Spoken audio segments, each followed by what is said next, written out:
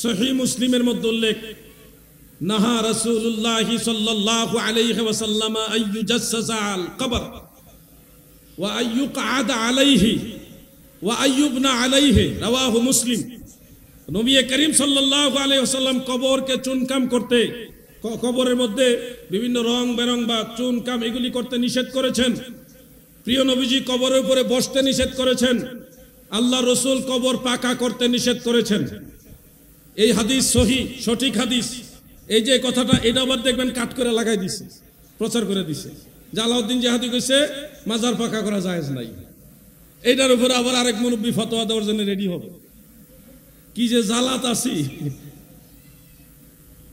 মাজার পাকা করতে প্রিয় নবীজি নিষেধ করেছেন, হাদিস সঠিক। কিন্তু শুনুন,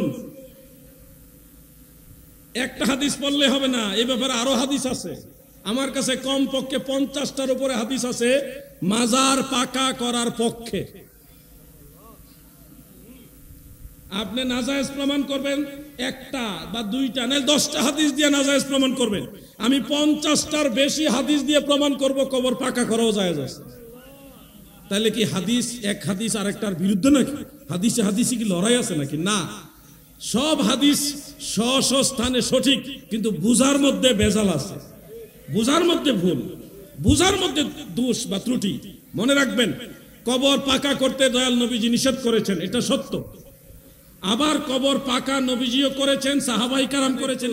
ভালোভাবে খেয়াল করেন, কথা শুরু করেছেন হরফে তানবিয়া বা সতর্কতামূলক অভয় দিয়ে। সতর্ক করলেন আগে, সাবধান। সৃষ্টিকর্তা আল্লাহ তাআলা সর্বপ্রথম সাবধান করলেন, সাবধান বাণী শোনালেন। তার মানে এই বিষয়টা খুব সেন্সিটিভ বিষয়, ডেঞ্জারাস বিষয়। এখানে ডান বাম বা একটু স্লিপ এদিক সেদিক করার কোনো সুযোগ নাই। মহান আল্লাহ তাআলা এই জন্যেই সাবধান শব্দটা উচ্চারণ করে বললেন, অবশ্যই আমি আল্লাহর যারা ওলি বন্ধু, তাদের কোনো ভয় নাই, চিন্তাও নাই। এই কথাগুলো আল্লাহ তাআলার নিজের কোরআনুল কারীমের কথা। ও দাদু, আল্লাহর ওলিদের সাথে যদি আপনার সম্পর্ক থাকে, আপনার আখেরাত কেমন হবে এটা বুঝার জন্য কোরআনুল কারীমের এর পরের আয়াতগুলো যদি একটু খেয়াল করেন, আল্লাযীনা আমানু ওয়া কানু ইয়াত্তাকুন। দুনিয়ার নবীর প্রেমিকারা শোনো, আমার আল্লাহ আউলিয়ায়ে কেরাম সম্পর্কে বলেন আল্লাযীনা আমানু, যারা ঈমান এনেছে। মুমিন বলে গ্যারান্টি দিতেছে, মুমিন হওয়ার সার্টিফিকেট দিতেছে আমার আল্লাহ। কাদেরকে? আল্লাহর ওলিদেরকে। ওয়া কানু ইয়াত্তাকুন, আর তারা হলো আল্লাহকে ভয় করেনেওয়ালা, ফরহেজগার, মুত্তাকি। আমার দাদু ভাইরা রে, এরপরের আয়াতে আমার আল্লাহ তাআলা বলেন লাহুমুল বুশরা ফিল হায়াতিদ দুনিয়া ওয়াল ফিল আখিরা। আমার আল্লাহ বলেন দুনিয়া এবং আখিরাতে তাদের জন্য সুসংবাদ, শুভ সংবাদ। আল্লাহ যাদেরকে শুভ সংবাদ দেয় তারা নিঃসন্দেহে জান্নাতি। তারা নিঃসন্দেহে কি? জান্নাতি। তার মানে কোরআনের আয়াত অনুযায়ী যারা আল্লাহর ওলি হয়ে যায় তারা জান্নাতি। তারা কি? জান্নাতি। এই ঘোষণা আমার আল্লাহ। এখন কেউ যদি এসে বলে, কোনো পীর সাহেব দাবি করে, সে যদি বলে বাবা আমি পীর হয়েছি, কি হয়েছে, আমি নিজে জান্নাতে যাবো কিনা গ্যারান্টি নাই। বাবা তোমরা কিন্তু নিজেদের পথ ভালো মতো যাচাই বাছাই করে নিও। তখন আমার কাছে মনে হয় ওই পীরের থেকে 1000 হাত দূরে থাকা আপনাদের জন্য নিরাপদ। কারণ সে নিজেই জানে না সে জান্নাতে যাবে কিনা। আপনাকে অবশ্যই নিজে শিওর হতে হবে যে আপনি সঠিক পথে আছেন। কেউ যদি আপনাকে প্রশ্ন করে যে আপনি কি মুসলমান, তখন আপনি শিওর হয়ে বলতে হবে অবশ্যই আমি মুসলমান। সন্দেহ রেখে মুসলমান এই কথা বলা যাবে না। হয়তো আমি মুসলমান বলা যাবে না, বলতে হবে নিঃসন্দেহে আমি মুসলমান, অবশ্যই আমি মুসলমান। এখানে আর সন্দেহ রাখা যাবে না। আপনার ঈমানের ক্ষেত্রে, মুসলমানিত্বের ক্ষেত্রে কোনো সন্দেহ রেখে আপনি মুসলমান এটা বলতে পারবেন না, নিঃসন্দেহে বলতে হবে। আর আপনি পীর সাহেব হয়ে যদি বলেন আমি জান্নাতে যাবো কিনা গ্যারান্টি নাই, তাহলে তো আমার কাছে মনে হয় আপনি যে সঠিক পথে আছেন ওইটাই ঠিক নাই, ওইটারই গ্যারান্টি নাই। যারা সত্যিকারের আহলে সুন্নাত ওয়াল জামাতের অনুসরণ করে, আল্লাহ রসুলের তরিকা অনুসরণ করে, নবীর তরিকার অনুসরণ করে, হুজুর গাউসে পাকের তরিকা অনুসরণ করে, আল্লাহর ওলিদের পথে যারা আছে তারা অবশ্যই জান্নাতে যাবে। সুবহানাল্লাহ বলেন। এখানে আমরা সন্দেহ করি না। সন্দেহ করবে তারা যাদের ইমানে ভেজাল, যাদের তরিকায় সিলসিলায় ভেজাল। আমাদের ইমানে ভেজাল নাই, আমাদের তরিকায়ও ভেজাল, আমলে দুর্বলতা আছে। আমলে দুর্বলতা আছে দেখেই তো আমার দয়াল নবীর শাফাত আমরা চাই। আমলে দুর্বলতা আছে দেখেই তো ওলি আল্লাহ। এই ব্যাপারে কারো কোনো সন্দেহ আছে? তাহলে অবশ্যই আপনাকে বলতে হবে আহলে সুন্নাত ওয়াল জামাতের অনুসারী আমরা অবশ্যই জান্নাতে যাব, সন্দেহ রাখবো না। ঠিক গেলে দেখবো না, দেখার মানুষ আমাদের আছে। দয়াল নবীজি বলেছেন, عن جابر بن عبد الله رضي الله تعالى عنه قال قال رسول الله صلى الله عليه وسلم شفاعتي لأهل الكبائر من أمتي। হযরতে জাবের ইবনে আব্দুল্লাহ রাদিয়াল্লাহু তাআলা আনহু থেকে বর্ণিত, আমার দয়াল নবী বলেন, উম্মতেরা রে, ও আমার গুনাহগার উম্মতেরা, ভয় পায়ো না। আমি রাসূলুল্লাহর শাফাত যারা বড় বড় গুনাহগার তাদের জন্য, আমার গুনাহগার উম্মত যদি গুনার মামলায় জড়ায়া যায়, গুনার মামলায় যদি আমার গুনাহগার উম্মত আটকায়া যায়, আমি রাহমাতুল লিল আলামিন নবী মহান আল্লাহ তাআলার দরবারে সুপারিশ করে করে গুনাহগারদেরকে জান্নাতে নিয়ে যাব।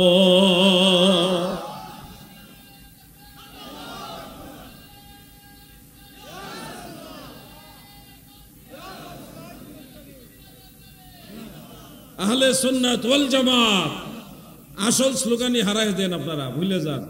আমাদের পরিচয় আমরা সুন্নি, আমাদের দলের নাম আহলে সুন্নাত ওয়াল জামাত। নারায়ে তাকবীর, নারায়ে রিসালাত, আহলে সুন্নাত ওয়াল জামাত, নারায়ে গাউসিয়া, অন্যান্য স্লোগান দিবেন। মেইন স্লোগান আমাদের তিনটা, নারায়ে তাকবীর, নারায়ে রিসালাত, আহলে সুন্নাত ওয়াল জামাত। এটা সব দরবারের স্লোগান, সব সুন্নি মুসলমানের স্লোগান। এরপরে নারায়ে গাউসিয়া দিবেন কাদরিয়া তরিকার লোকেরা, চিশতিয়া তরিকার আলাদা স্লোগান থাকতে পারে, নকশবন্দিয়া, মুজাদ্দিদিয়া, মাইজ ভান্ডারিয়া, আমির ভান্ডারিয়া, অন্যান্য তরিকার যে স্লোগান সব চলবে, কিন্তু মেইন স্লোগান আমাদের তিনটা, নারায়ে তাকবীর, নারায়ে রিসালাত, আহলে সুন্নাত ওয়াল জামাত। মনে থাকবে? নারায়ে তাকবীর। আমার মনে হয় রাত গভীর হওয়ার সাথে সাথে আপনারাও অনেক গভীর ঘুমে আচ্ছন্ন হয়ে গেছেন।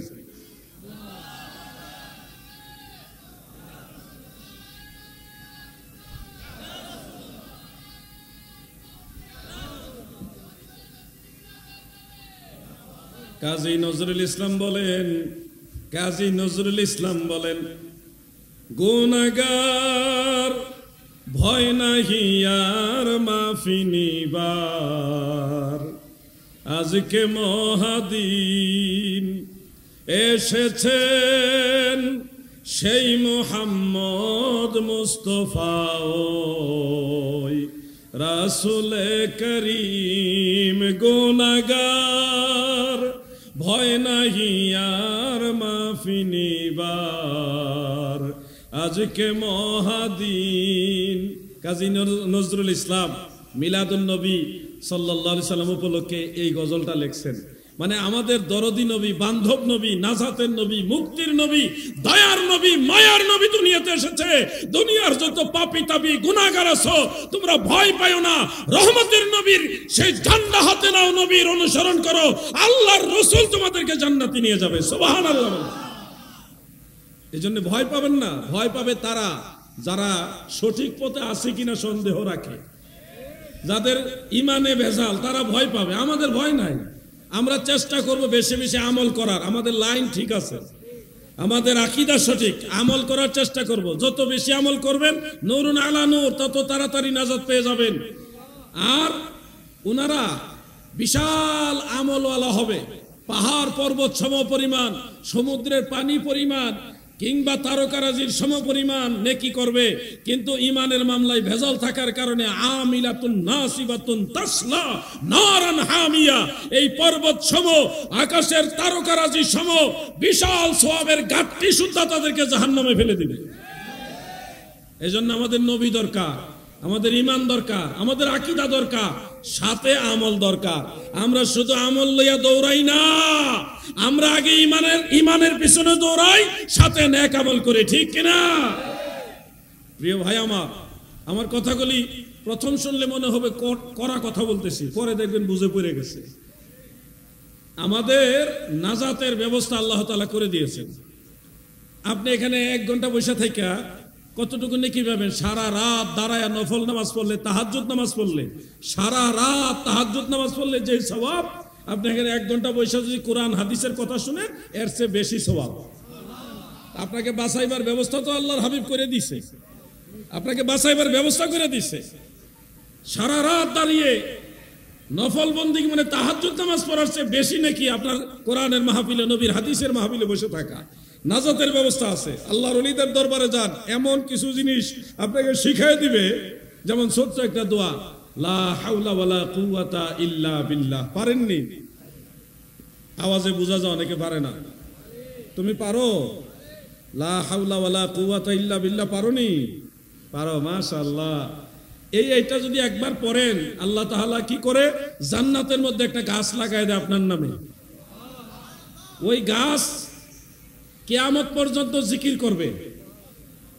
এই গাছের পাতা, পত্র, পল্লব যা কিছু আছে আল্লাহর জিকির করতে থাকে কিয়ামত পর্যন্ত। ওই গাছের প্রতিটি পাতা যত জিকির করবে, ওই যে আপনি পড়ছেন এই কারণে সব জিকিরের সওয়াব আপনার আমলনামায় যোগ হবে।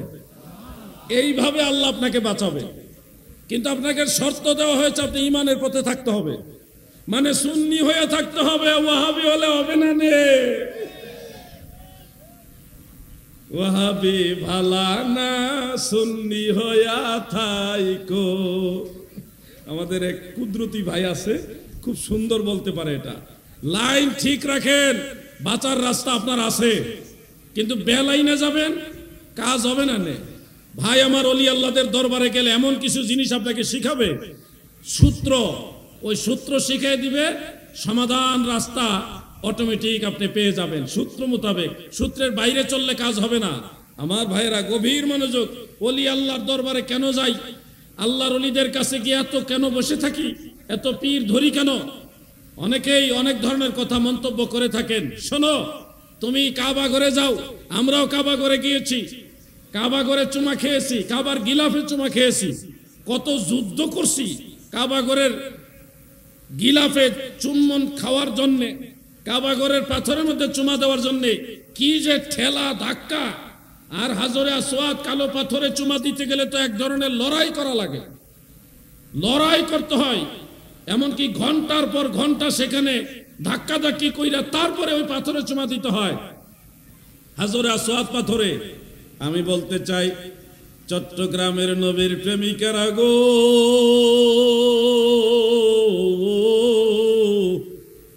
আল্লাহ যদি নসিবে রাখে মক্কায় যাইও, কাবাগর দেখো। কাবাগর দেখলেও ইবাদত সওয়াব হয়, কাবাগর দেখলেও গুনাহ মাফ হয়। কাবাগরে চুমা দেওয়া নিঃসন্দেহে অতি উত্তম কাজ। হাজরে আসওয়াদে চুমা দিলে গুনাহ মাফ। সবগুলি সব জায়গায় স্থানে সম্মানিত। কিন্তু তুমি জানো নি, এই কাবাগরের চাইতে একজন আল্লাহর ওলি পীরে কামেলের মর্যাদা আমার আল্লাহর কাছে আরো বেশি। গায়ের জোরে বলি নাই গো, গায়ের জোরে বলি নাই, হাদিসের জোরে, দলিলের জোরে বলছি। ইমাম আবুল কাসেম সুলাইমান আত-তাবারানী রাহমাতুল্লাহ আলাইহি মুআজামুল কবির এবং মুআজামুল আওসাতের মধ্যে হযরতে আব্দুল্লাহ ইবনে আব্বাস রাদিয়াল্লাহু আনহুমা থেকে হাদিস বর্ণনা করেছেন। সিহাসিত্তার অন্যতম কিতাব জামিউ তিরমিজির মধ্যে হযরতে আব্দুল্লাহ ইবনে উমর রাদিয়াল্লাহু আনহুমা থেকেও হাদিসটা মাওকুফ রূপে এবং হযরতে আবু বারজা আল আসলামী রাদিয়াল্লাহু আনহু থেকে মারফু রূপে হাদিসটা তিরমিজিতে উল্লেখ রয়েছে। আল্লাহর নবী কাবা ঘরের দিকে তাকাইলেন। অন্য রাওয়ায়াত আছে নজর ইবনে উমর ইয়াওমান ইলাল বাইতি আও ইলাল কাবাতি, কাবা ঘরের দিকে নবীর সাহাবী আব্দুল্লাহ ইবনে উমর তাকাইলেন। আরেকটা রাওয়ায়াত আছে আমার দয়াল নবী কাবা ঘরের দিকে তাকায় বলেন, মা আযামাকু আমা আযামাকি হুরমাতান ইনদাল্লাহি ওয়াল মুমিনু আযামু হুরমাতান ইনদাল্লাহি মিনকি, সুবহানাল্লাহ বলে। আমার দয়াল নবী বলেন বাইতুল্লাহ কাবা ঘর গো,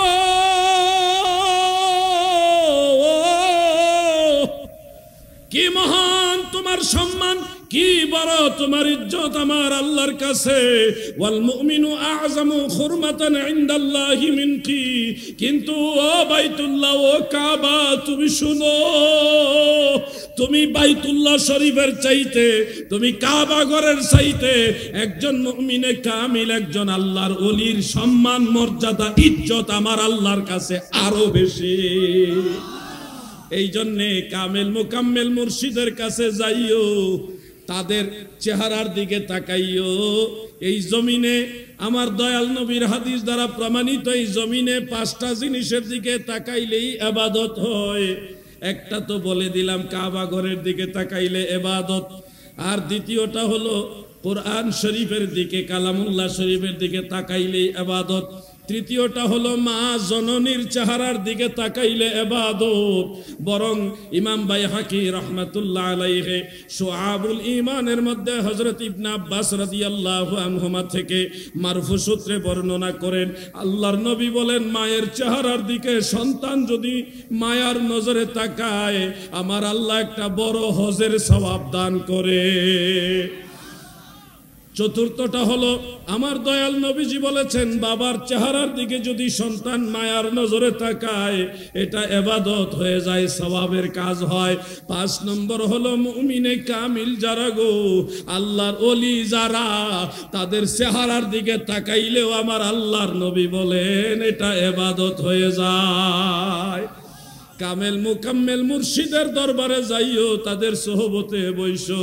এমন একদিন আসবে আল্লাহর ওলির সোহবতে বসার কারণে, এই যে ঘন ঘন আসা যাওয়া করছেন, ওনার কাছে বসছেন, ওনার 2টা কথা শুনছেন, 2টা কথা মানার চেষ্টা করছেন, আসা যাওয়া, সম্পর্ক, সোহবত, এটার কারণে হাসরের ময়দানে প্রথম ধাক্কায় ওনার সাথে আল্লাহ তাআলা জান্নাত নসিব করে দিবেন। একজন সাধারণ মুমিন ওলি আল্লাহ তো অনেক ঊর্ধ্বের কথা, একজন সাধারণ মুমিন, তাকে আল্লাহ তাআলা বলবে তুমি একা একা জান্নাতে যাইও না, যে কোনো একজন তোমার মহব্বতের গুনাহগার মুমিন যে ভাই আছে তোমার, তাকে সাথে নিয়ে যাও। আপনাকে বলবে সাধারণ মুমিন যারা, তাদেরকে বলবে একা যাইও না, একজন লইয়া যাও। তো একজন সাধারণ মুমিনদেরকে আল্লাহ তাআলা যদি এই সম্মান দেয়, আল্লাহর ওলিদেরকে কতটুকু দিবে। ইউকালু লিল আলিমে, হক্কানি রব্বানি মুত্তাকি আলিম যারা, আল্লাহর ওলি যারা, পীর ও মুর্শিদ যারা, তাদেরকে ইউকালু, তাদেরকে বলা হবে, হাসরের ময়দানে বলা হবে, ইশফা, সুপারিশ করো, শাফাআত করো, ফি তালামিজিকা, তোমার ছাত্রদের মধ্য হতে যারা গুনার কারণে আটকে গেছে, আমি আল্লাহর আদালতে যারা আসামি হয়ে গেছে, তাদেরকে সুপারিশ করো, যদিও তাদের সংখ্যা আসমানের তারার সমানও হয়। সুবহানাল্লাহ। এইভাবে আল্লাহ তাদেরকে সম্মান দিবে। এই জন্য ওলি আল্লাহদের সোহবতে যাবেন, যারা ভিন্ন ঘরানার লোক, তারা ওলিয়া মানবে না, তাদেরকে সম্মান দিবে না। পীর মুর্শিদ মানতে চাইবে না, তাদেরকে সম্মান দেওয়া তার পরের কথা। কারণ কি জানেননি, ওই ধরনের লোকগুলি তো স্বয়ং আল্লাহর নবীকেই তাদের মতো মানুষ মনে করে। যারা রাহমাতুল্লিল আলামিনকে তাদের মতোই সাধারণ মনে করে, তারা পীর মাশায়েখদেরকে সম্মান দিবে, এটা তো কোনোদিন আশা করা যায় না। কথা বুঝতেছেন না আপনারা?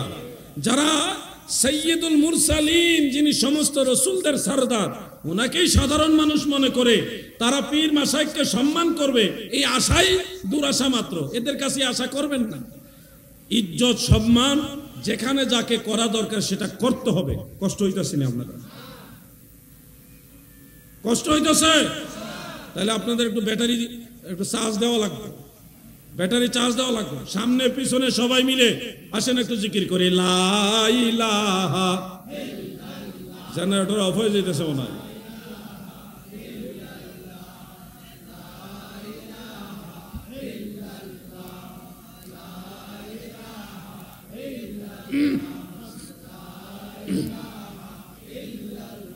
পড়ুন লা ইলাহা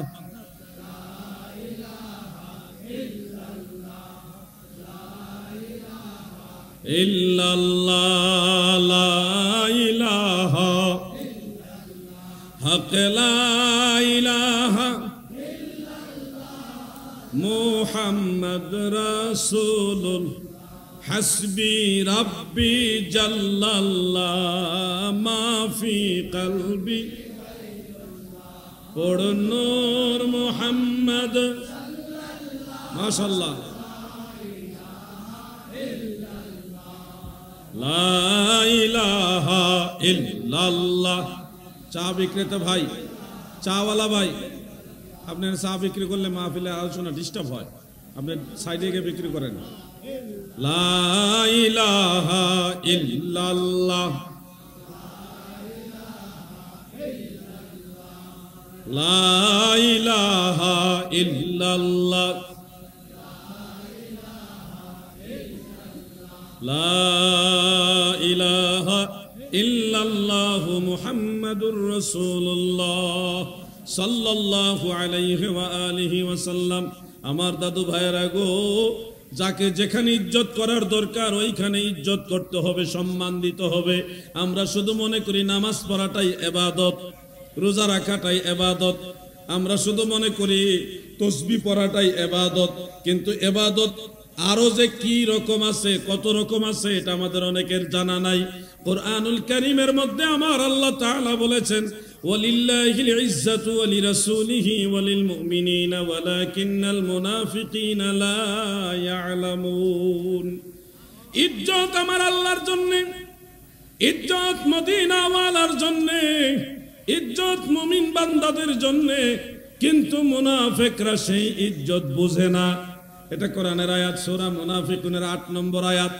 আল্লাহ তাআলাকে ইজ্জত করা এটা হলো ইবাদত, আমার নবীকে ইজ্জত করা এটা হলো ইবাদত, মুমিন বান্দাদেরকে ইজ্জত করা এটাও ইবাদত। শুধু নামাজ, রোজা আর তাসবিহ এগুলি ইবাদত না, মানুষকে, মুমিন বান্দাদেরকে সম্মান করা, ইজ্জত করা এটাও ইবাদত। আল্লাহর নির্দেশ মান্য করা ইবাদত। এজন্য পীর মুর্শিদকে যারা সম্মান করে কোরআনের আয়াত অনুযায়ী এটাও ইবাদত। আমি ইরাকে কয়েকদিন আগে সফর করে দেখেছি, বেশ কয়েকজন নবীর রসুলের মাজার জিয়ারত করেছি। হযরত ইউনূস আলাইহিস সালামের মাজার জিয়ারত করেছি, হযরত আইয়ুব আলাইহিস সালামের মাজার জিয়ারত করেছি, হযরত শীস আলাইহিস সালামের মাজার জিয়ারত করেছি, এবং হযরত ইব্রাহিম আলাইহিস সালাম আমাদের জাতির পিতা, ওনার বাড়িতে গেছি। উনি যেখানে বসবাস করতেন, যেখানে ওনার ঘর ছিল, ওখানে আমি গিয়ে আসছি। আমি দেখেছি শেরে খুদা মাওলা আলী রাদিয়াল্লাহু আনহুর যে দরবার ইরাকের নাজাফে, এবং জান্নাতের যুবকদের সরদার হযরত ইমাম হুসাইন রাদিয়াল্লাহু আনহুর মাজার শরীফ হলো কারবালায়। এছাড়া হযরতে সালমান ফারসি রাদিয়াল্লাহু আনহু, হযরতে হুযাইফা ইবনে ইয়ামান রাদিয়াল্লাহু আনহু, হযরতে মুসলিম বিন আকিল রাদিয়াল্লাহু আনহু সহ অনেক সাহাবী, তাবিঈ, বড় বড় আউলিয়া কেরাম, হুজুর গৌসে পাকের মাজার শরীফ বাগদাদ শরীফে, ইমাম আজম আবু হানিফা রহমাতুল্লাহ আলাইহির মাজার হলো বাগদাদ শরীফে, ইমাম আহমদ বিন হাম্বল রহমাতুল্লাহ আলাইহির মাজার হলো বাগদাদ শরীফে, ইমাম গাজ্জালি রহমাতুল্লাহ আলাইহির মাজার হলো বাগদাদ শরীফে। এরকম অসংখ্য, বহু সংখ্যক ইমাম আউলিয়াদের মাজার জিয়ারত করেছি, এবং দেখেছি সেখানকার মুসলমানেরা জিয়ারতে গেলে দূর থেকে জুতা খুলে খালি পায়ে আল্লাহর নবী, আল্লাহর রসুল, আল্লাহর রসুলের সাহাবী যারা, আল্লাহর আউলিয়ার যারা, তাদের মাজার জিয়ারতের জন্য দূর থেকে জুতা খুলে খালি পায়ে মাজারে যায়। সুবহানাল্লাহ। একটা মাজার আমি দেখি নাই যেখানে জুতা পায়ে দিয়ে ঢুকছে। সব কয়টা মাজারে নবীগণের মাজার, রসুলগণের মাজার, আহলে বাইতে রসুলের মাজার, আসহাবে রসুলের মাজার, বড় বড় ইমামদের মাজার, তিনাদের জিয়ারতের জন্য যখন মানুষেরা ওখানে গিয়েছে, দূর থেকে জুতা খুলে খালি পায়ে ওখানে গেছে। আমি ফিলিস্তিনও এই দৃশ্য দেখেছি। ফিলিস্তিনও অনেক নবী রাসূল এবং আউলিয়া ইকরামের মাজার আছে। জর্ডানেও দেখেছি, সেই আম্মানে, জর্ডানের রাজধানী আম্মানে দেখেছি, সিরিয়াতে দেখেছি, দামেস্কে দেখেছি। অসংখ্য নবী রাসূল, সাহাবায়ে কেরাম, আউলিয়া কেরামের মাজার জিয়ারতের সৌভাগ্য আল্লাহ আমাকে দিয়েছে।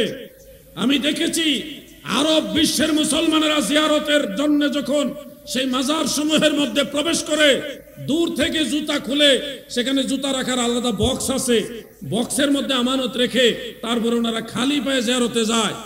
আমাদের বাংলাদেশে হযরতে শাহজালাল ইয়ামানি মুজাররাদি রাহমাতুল্লাহ আলাইহির মাজারও নিচ থেকে মানুষ জুতা খুলে খালি পায়ে জিয়ারতে যায়। হযরত শাহপুরান রহমাতুল্লাহ আলাইহি সহ অনেক আউলিয়া কেরামের মাজারে খালি পায়ে জিয়ারত করে। কিন্তু কিছু সংখ্যক মানুষ বাংলাদেশে যারা না বুঝে আকীদা, না বুঝে ইসলাম, না বুঝে তাজিম তাকরীম, না চিনে নবীর সম্মান, না বুঝে ওলি আল্লাহর ইজ্জত সম্মান, এই ধরনের কিছু গুস্তাখ টাইপের লোক মাজারে খালি পায়ে গেলে বিভিন্ন ধরনের ফতোয়া সাপ্লাই দেয়। তারা বলে এগুলি করা যাবে না, শিরিক হয়ে যাবে।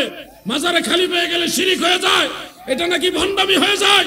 শোনো, ইসলাম তোমাদের কাছ থেকে আমরা পাইনি, ইসলাম পাইছে মদিনাওয়ালার কাছ থেকে, সাহাবায়ে কেরামের কাছ থেকে, আল্লাহর ওলিদের কাছ থেকে। ঠিক কিনা বলেন?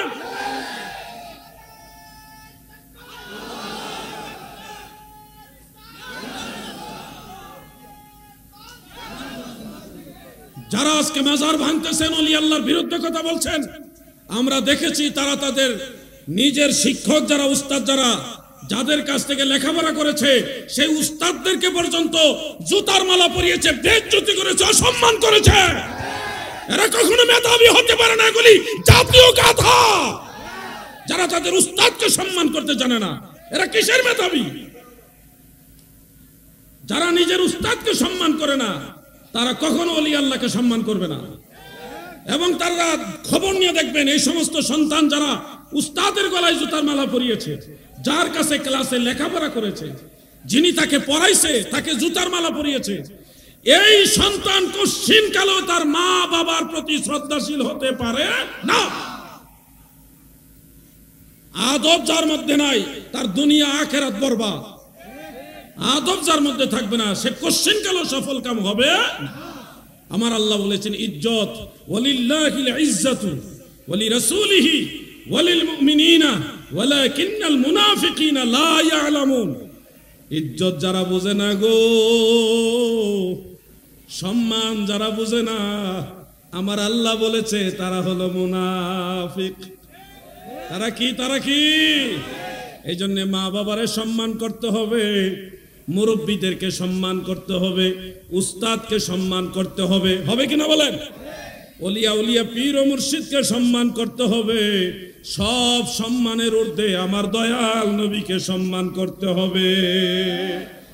প্রিয় ভাই আমার, দিলের কান লাগায় শুনবেন, এই ফিতনার জামানায় পীর মুর্শিদ বোঝানো আমার জন্য একটু কঠিন হবে। কারণ এই জামানায় একটা বিশাল সংখ্যক একটা জনবল, তারা ওলিয়া উলিয়া থেকে দূরে, তাদেরকে শিরিকের ভয় দেখায়া মাজার থেকে দূরে সরাই দিছে, তাদেরকে শিরিকের ভয় দেখায়া পীর মুর্শিদ থেকে দূরে সরাই দিছে। ওয়াহাবিরা যেটার মধ্যে শিরিক খুঁজে, বুঝে নেবেন ওখানে আল্লাহ রসুলের সুন্নত তরিকার কোনো না কোনো মহব্বত আছে। শিরিক এত সোজা জিনিস না। শিরিক হলো কেউ যদি আল্লাহ মনে করে কিংবা আল্লাহর মতো মনে করে কাউকে সেজদা দেয়, তাকে ওই স্থানে বসায়, সেটা হলো শিরক।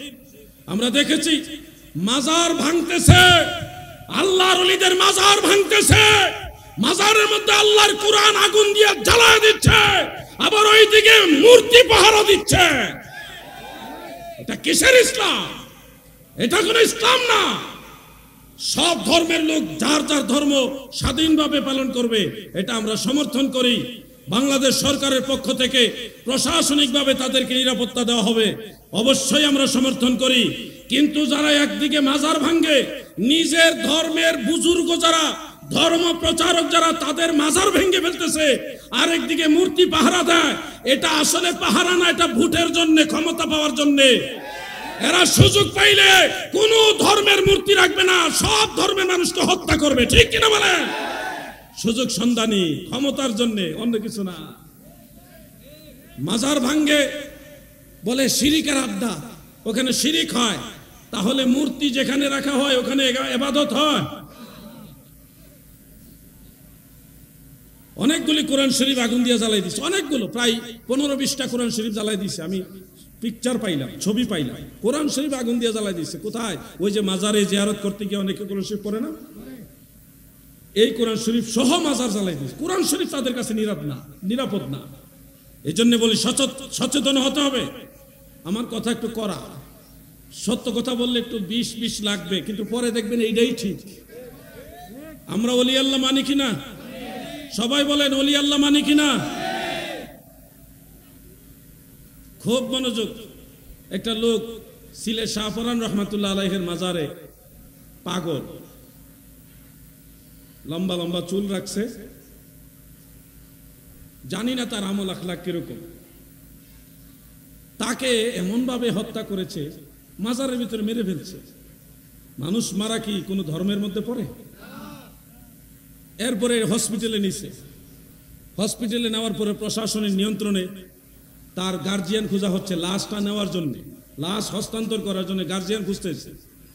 কয়েকদিন হয়ে গেছে, তার লাশ কে নিবে, তার বাবাকে, তার ভাইকে, কোনো আত্মীয় স্বজন পাওয়া যাইতেছে না। এই মানুষটা এমন একজন অসহায় মানুষ ছিল যে দুনিয়াতে তার কেউ নাই, সে মারা গেছে, তার লাশটা নেওয়ারও কেউ নাই। এই ধরনের কিছু পাগল ওলি আল্লাহদের দরবারে পড়ে থাকে, গায়ে কোনো ভালো কাপড়ও থাকে না, ওই সালা বস্তা পুরাতন কাপড় এগুলি পরে বসে থাকে, আল্লাহ বিল্লাহ করে যদ্দুর পারে আমল করে, নাইলে অনেক ভুলও করে। এরা হলো এক জাতের, এক সিস্টেমের মানুষ। ওই মাজারে কেউ সিন্নি দিলে, তবরক দিলে, খিচুড়ি দিলে ওইটা খায়া খায়া মাজারে পড়ে থাকে, আল্লাহ বিল্লাহ করে। তাদের মধ্যে অনেক ভুল ত্রুটি আছে, থাকতে পারে। আমাদের দায়িত্ব সেই ভুলগুলি সংশোধন করে দেওয়া, দিনের আলোতে তাদেরকে আলোকিত করা, না করে তাদেরকে মেরেই ফেলবে। মেরে ফেলাতে কি হলো, তার লাশ নেওয়ার দুনিয়াতে কেউ নাই। এই মানুষগুলি এমন অসহায়, যাদের কোনো গার্জিয়ান দুনিয়াতে নাই, সেই মানুষগুলি যাদের কাছে নিরাপদ না, এরা কখনো ইসলামের সঠিক পথের লোক হতে পারে। প্রিয় ভাই আমার, মাজার জিয়ারতে আমরা কি করি? আমরা গিয়ে কি মাজারওয়ালাকে আল্লাহ মনে করি? আপনারা তো এখানে যারা আছেন সবাই তরিকাপন্থী, আমার বিশ্বাস। হয়তো 2-4 জন থাকতে পারেন তরিকার বাইরে। আপনারা বলেন, কোন পীর সাহেবকে আপনারা কি আল্লাহ মনে করেন? আওয়াজ দিয়ে বলেন, আল্লাহ মনে করেন? আমরা কি মনে করি? আল্লাহর ওলি, আল্লাহর ওলি। যখন মুনাজাত করি অথবা মাজারের কাছে গিয়ে যখন দোয়া করি, তখন আমরা বলি, হে আল্লাহ, আপনার ওলির কাছে আসছি। আল্লাহ গো, আমার ছেলে হয় না, মেয়ে হয় না, আল্লাহ আমার বিপদ কাটতেছে না, মিথ্যা মামলা পড়ছি, আল্লাহ অনেক বড় রোগে পড়ে গেছি, ছেলে ভালো নাই, বিদেশে ছেলে অসুবিধার মধ্যে আছে, ভাই অসুবিধাতে আছে। এই নালিশগুলি আল্লাহর ওলির মাজারের কাছে দাঁড়ায় দাঁড়ায় বলেন, হে আল্লাহ, আমি তো অযোগ্য, আমার দোয়া কবুল হওয়ার যোগ্যতা নাই, তোমার ওলির কাছে আসছি, তোমার ওলির খাতিরে আমার দোয়া কবুল করো। এটাই তো আপনাদের চাওয়া, তাই না? আল্লাহর ওলি হলো ওসিলা। এটাকে আমরা নতুন করছি না। ইমাম আবু হানিফা রহমাতুল্লাহ আলাইহির মাজারের কাছে যাইয়া ফিলিস্তিন থেকে সফর করে ইমাম শাফিঈ রহমাতুল্লাহ আলাইহি সেই বাগদাদে ইমাম আবু হানিফার মাজারের কাছে যায় দোয়া করতে, ওনার উসিলা দিয়া। 2 জন ইমাম এখানে, একজন ইমাম আজম, আরেকজন ইমাম শাফিঈ। ইমাম বুখারীর মাজারের কাছে মুসলমানেরা দোয়া করত। এমনকি আওলাদে রাসূল হযরতে মুসা কাজিম রহমাতুল্লাহ আলাইহি, নবীর বংশধর, ওনার মাজারের কিনারে দাঁড়াইয়া কেউ যদি দোয়া করে গো, ইমাম শাফিঈ রহমাতুল্লাহ আলাইহি বলেছেন, হযরতে মুসা কাজিম রহমাতুল্লাহ আলাইহি আওলাদে রাসূল, নবীর বংশধর, ওনার মাজারের কাছে দাঁড়াইয়া যেই দোয়া করে, ওই নেক দোয়া আমার আল্লাহ নিশ্চিত কবুল করে নেয়। আরেকজন আল্লাহর ওলি আছে ইরাকের রাজধানী বাগদাদে, হযরতে মারুফ কারখি রহমাতুল্লাহ আলাইহি। তিনার সম্পর্কে ইমাম আহমদ বিন হাম্বল রহমাতুল্লাহ আলাইহি বলেছেন, হযরতে মারুফ কারখি রহমাতুল্লাহ আলাইহির মাজারের কাছে দাঁড়াইয়া যা দোয়া করছি তাই আমার আল্লাহ কবুল করেছে, সুবহানাল্লাহ। এই জন্যে হাফিজুল হাদিস ইমাম যাহাবী রহমাতুল্লাহ আলাইহি সিয়ারু আলামিন নুবালার মধ্যে উল্লেখ করেছেন, তারিখুল ইসলাম সহ অন্যান্য কিতাবে উল্লেখ রয়েছে যে কোন মুসলমান যদি কোন আল্লাহর নবী কিংবা সাহাবাই কারাম সালেহিন সিদ্দিকিন অথবা সোহাদাই কারাম তিনাদের মাজারের পাশে দাঁড়ায় দোয়া করে, আর দোয়া মুস্তাজাবুন ইনদা কুবুরিল আমবিয়া ওয়াল আউলিয়া ওয়াস শুহাদা ওয়াস সালেহিন, বিভিন্ন আলফাজ উল্লেখ রয়েছে। নবী রাসূলদের মাজারের পাশে দাঁড়াইয়া, নবীর আওলাদদের মাজারে দাঁড়াইয়া, নবীর সাহাবীদের মাজারের কিনারে দাঁড়াইয়া, আল্লাহর ওলির মাজারের কিনারে দাঁড়াইয়া যদি দোয়া করে গো, ওই দোয়া করার সাথে সাথে আল্লাহর ওলির খাতির আমার আল্লাহ কবুল কইরা নেয়। এটা নতুন নয় যে এটা আমির বান্দার দরবার শরীফ থেকে চালু করছে কিংবা অমুক দরবার থেকে চালু করছে, এটা নতুন নয়। যারা ইসলামের ইতিহাস সম্পর্কে জানে না, যারা আমাদের সালফে সালেহিন সম্পর্কে জানে না, তারাই ওলি আল্লাহ বিরোধী হয়, তারাই মাজার বিদ্বেষী হয়। এরা কখনো মদিনাওয়ালার ইসলামের লোক না, এরা নজদের দালাল। আমার কথাগুলি একটু বড় আওয়াজের হয়, কিন্তু এটা হক কথা। অনেকে বলে হুজুর আস্তে কথা বললে ভালো হয় না, আবার বাণীও শোনায় যে বজ্রপাতে ফুল ফুটে না। আমি আবার পাল্টা বলি, তুলার ছোঁয়া দিয়ে যা হয়, তুলার ছোঁয়া, তুলা নরম জিনিসের ছোঁয়া দিয়ে আপনি যেটা করতে পারবেন, বজ্রপাত অনেক সময় বজ্রপাত দিয়ে যেটা করা যায় ওইটা তুলার ছোঁয়া দিয়ে করা যায় না। যেখানে নরম দরকার সেখানে নরম লাগবে, সেখানে বজ্রপাত দরকার ওখানে বজ্রপাত লাগবে। যেখানে যেটা প্রয়োজন সেটা করতে হবে সব জায়গায়। ভাইয়া আসুন আমরা জিহাদে যাই, এইভাবে বললে জিহাদের তেজ আসবে? সব জায়গায় নরম না, আবার সব জায়গায় গরম না। যেখানে নরম সেখানে নরম, যেখানে গরম সেখানে গরম। যেখানে যেটা লাগে সেটা করতে হবে আপনাকে। যুদ্ধের ময়দানে তরবারি আর ঢাল তরোয়াল দিয়ে দাঁড়ায় যদি বলেন, হে আমার শত্রুরা আসো যুদ্ধ করি, এটা কি যুদ্ধের নমুনা হবে? প্রতিপক্ষ বলবে এটা বলদ। এটা কি বলদ? এটা দেয় দৌড়ানি। তরবারি উপরে গেলে দৌড়ানি দিলে আপনারা খুঁজে পাওয়া যাবে না, কারণ আপনি নরম। সব জায়গায় নরম হলে হবে না, সিংহের গর্জন দিতে হবে যেখানে প্রয়োজন। আল্লাহর ওলিদের জিয়ারত যারা পছন্দ করে না, ঠেলাত বললে আমরা জিয়ারত মানি, মাজারে ভণ্ডামি হয়। কি ভণ্ডামি হয়? মাজারে লম্বা লম্বা চুল আলা লোক যায়, অথচ লম্বা চুল রাখা হলো সুন্নত। লম্বা চুল রাখা কি সুন্নত? আর এরা হলো চুল কামায়, মাথা বেল করে ফেলে। চুল কামানি হলো খারিজিদের আলামত, আর লম্বা চুল রাখা হলো সুন্নত। আমি বানায় বলছি না, সহিহ হাদিসের কথা, বুখারী শরীফের কথা। এটা কানের লতি কিংবা কাঁধ শুয়ে শুয়ে যে এরকম লম্বা চুল রাখা হলো সুন্নত, সুন্নতের চুল। যেই লোক মাথার চুল কামাইতেছে খারিজিদের মতো সাদৃশ্য রেখে বিনা কারণে চুল কামায়, সে বলতেছে লম্বা চুল আলারা বাজারে থাকে, এরা ভণ্ড। নবীর সুন্নত যারা মানে তারা হইল ভণ্ড, আর যে খারিজিদের সাথে মিলছে এ হইল হক্কানি। কোথায় গেছে অবস্থা চিন্তা করে। বুঝতেছেন আপনারা নাকি না বুঝেন না? মনে হয় আমি লম্বা আলোচনা করব না। আল্লামা প্রিন্সিপাল অধ্যক্ষ আল্লামা ডক্টর কাফিল উদ্দিন সরকার সালেহী সাহেব তিনি আলোচনা করবেন। তিনি তো আমাদের সবার মাথার তাজ। শুনেন, এই জমিনে কিছু মানুষ আছে সুযোগ পাইলে তাদের পায়ের মধ্যে চুমা খাইবেন, পায়ের মধ্যে চুমা খাইবেন। পা চিন্তা করে গেছেন নাকি? শিরিক নিয়ে হয়ে যায় নাকি? শিরিক এত সস্তা হয়েছে, এখন মাজারে গেলেই কয় শিরিক, পীর মুর্শিদের নাম লইলেই কয় মাজার পূজারি,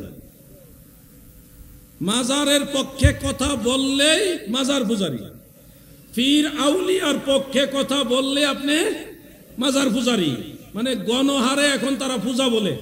ওই পূজারি তারা যে আমাদেরকে জোর করে পূজারি বানাইতে চায়, এই জন্য আল্লাহ তাআলা তাদেরকে পূজা মণ্ডপের পাহারাদার বানাইছে। আর আমরারে আল্লাহ কই রাখছে আল্লাহর ওলির কদমে, আল্লাহর ওলির দুয়ারে দুয়ারে ঘুরি। আমি যখন ভারতে বিভিন্ন আউলিয়া কেরামের মাজার জিয়ারত করি, আমাকে একজন জিজ্ঞাসা করেছে, জিহাদি সাহেব আপনি এত মাজারে ঘুরেন কেন?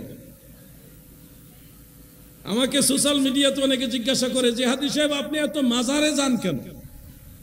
আমি তাদেরকে বলি ভাই আমার তো ওরকম কোনো যোগ্যতা নাই, আমার তো তেমন কিছুই নাই। আল্লাহর নবী, আল্লাহর রসুল, নবীর সাহাবী, আউলিয়াই কারামের দুয়ারে দুয়ারে ঘুরি, এই যে যাইতেছি ওনাদের কদমের কিনারে কিনারে ঘুরছি, এটার উসিলায় হয়তো কারো না কারো একজনের আমার জন্য মায়া লাগবে, আমি মাপ পাবো, আমি নাজাত পাবো, এই আশাই ওনাদের কাছে ঘুরি। আমি জান্নাতের আশায় ঘুরি না গো, আমি ঘুরি আল্লাহ আপনি আমার মাফ করে দিলি হবে, আপনার দয়া মায়া মাগফিরাত আপনার রহমত দ্বারা আমাকে ক্ষমা করে দিলে আমি লাভবান। আর আমি আপনার কাছে ক্ষমা পাওয়ার মতো কোনো যোগ্যতা রাখি না বিদায় যাদেরকে আপনি মায়া করছেন, ভালোবাসছেন, দয়া করছেন, যাদেরকে আপনি বন্ধু হিসেবে গ্রহণ করছেন, তাদের দুয়ারে দুয়ারে ঘুরি আল্লাহ গো তাদের খাতিরে আমারে মাফ করে দিও। এই হলো আমার চাওয়া। বাংলার যুবকরা শোনো, তোমাদেরকে অনুরোধ করে বলি ওলি আল্লাহদের সোহবতে যাও। সুন্নিরা মারামারি জানে না, ধমক দিতে পারে কিন্তু মারামারি করে না, কারণ সুন্নিরা দেখেন সারা বাংলাদেশে যত পীর ফকির আছে এরা মানুষের খাওয়ায়, জিলাপি খাওয়ায়, খাওয়ায় তো ওয়াহাবিদের গণহারে ডায়াবেটিস, যার কারণে জিলাপি পছন্দ করে না। এই জন্য আমি বলি তোমাদের কপালে জিলাপি নাই, তোমাদের কপালে আছে বিসি আর তেতুল।